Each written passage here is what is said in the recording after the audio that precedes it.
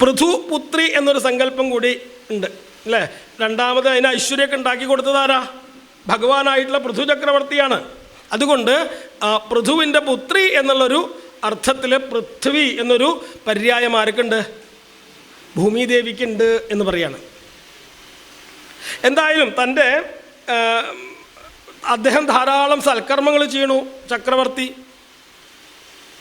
രാജാവ് തന്നെ സൽക്കർമ്മങ്ങൾ ചെയ്യുമ്പോൾ പ്രജകൾ തന്നെ ചെയ്തോളും എന്നാണ്. രാജാവ് സൽക്കർമ്മങ്ങൾ ചെയ്യാത്ത ആളാണെങ്കിലോ പ്രജകളും ഏകദേശം അതേപോലൊക്കെ തന്നെയാവും. ധാരാളം യജ്ഞങ്ങൾ ചെയ്തുകൊണ്ട് പ്രജകളെ കൊണ്ടൊക്കെ ധാരാളം യജ്ഞങ്ങൾ ചെയ്യിപ്പിക്കണു രാജാവ്. അങ്ങനെ ജനങ്ങളെയൊക്കെ വിളിച്ചു വരുത്തിയിട്ട് സതുപദേശങ്ങളൊക്കെ ആ പൃഥു ചക്രവർത്തി കൊടുക്കാറുണ്ട് എന്ന് പറയാണ്. ജനങ്ങൾക്കായിക്കൊണ്ടുള്ള ഉപദേശങ്ങൾ അതൊക്കെ ചെയ്യാറുണ്ട്. അങ്ങനെ അദ്ദേഹത്തിൻ്റെ യജ്ഞശാലയിൽ ഭഗവാൻ പ്രത്യക്ഷനായി ഒരിക്കൽ.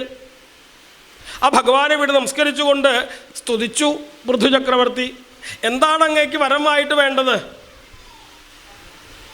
എനിക്കങ്ങനെ പ്രത്യേകിച്ച് വരങ്ങളൊന്നും വേണ്ട, അങ്ങനെ നിർബന്ധമായപ്പോൾ ഒരു വരം ചോദിച്ചു വാങ്ങി പൃഥു എന്ന് പറയാണ്. എന്താ അത്? എനിക്ക് ഒരു 10,000 ചെവികൾ തന്ന് അനുഗ്രഹിക്കണേ എന്നാണ്. എന്തിനാ അത്? 10,000 ചെവി ഒരാൾക്കുണ്ടായിട്ട് എന്താ കാര്യം? നല്ല ഭംഗിയുണ്ടാവുമോ കാണാൻ? ഇവിടെ 10,000 ചെവി എന്ന് പറഞ്ഞതുകൊണ്ട് ഉദ്ദേശിക്കുന്നത് 10,000 ചെവികളുടെ കേൾവിശക്തി എന്നുള്ള അർത്ഥത്തിലാണ്.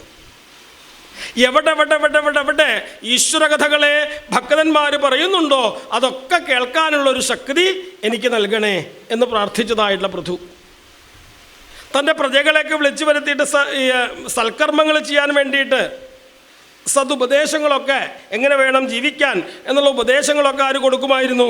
ഈ രാജാവായിട്ടുള്ള പൃഥു ചക്രവർത്തി ചെയ്യുമായിരുന്നു എന്ന് പറയാണ്.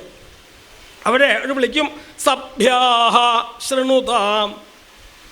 സഭ്യന്മാരായിട്ടുള്ള ആളുകളെ നിങ്ങൾ കേട്ടാലും. സഭ്യാഹ എന്ന് വെച്ചാൽ എന്താ അർത്ഥം? സഭ്യാഹ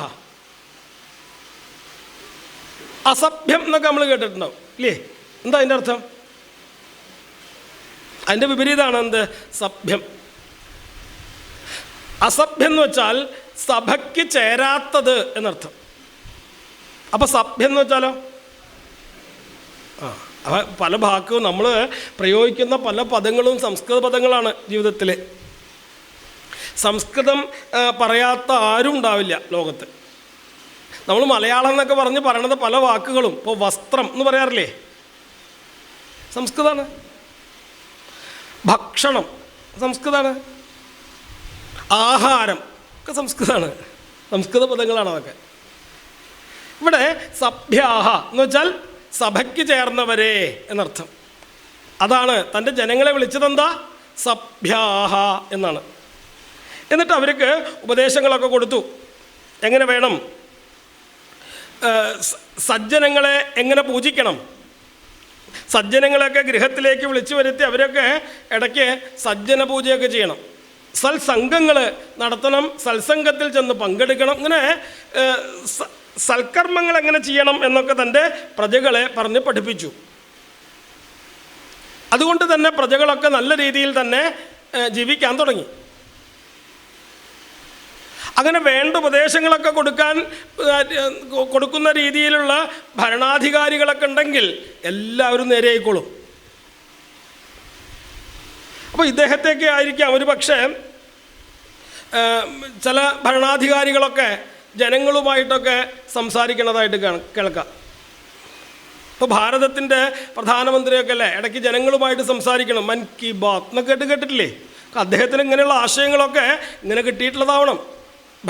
പല മുൻ ഭരണാധികാരിയിൽ നിന്നൊക്കെ കിട്ടിയിട്ടുള്ളതാവണം. എന്തായാലും അങ്ങനെ ജനങ്ങളെ മുഴുവൻ നല്ല രീതിയിലാക്കാനായിട്ട് ശ്രമിക്കുന്നു.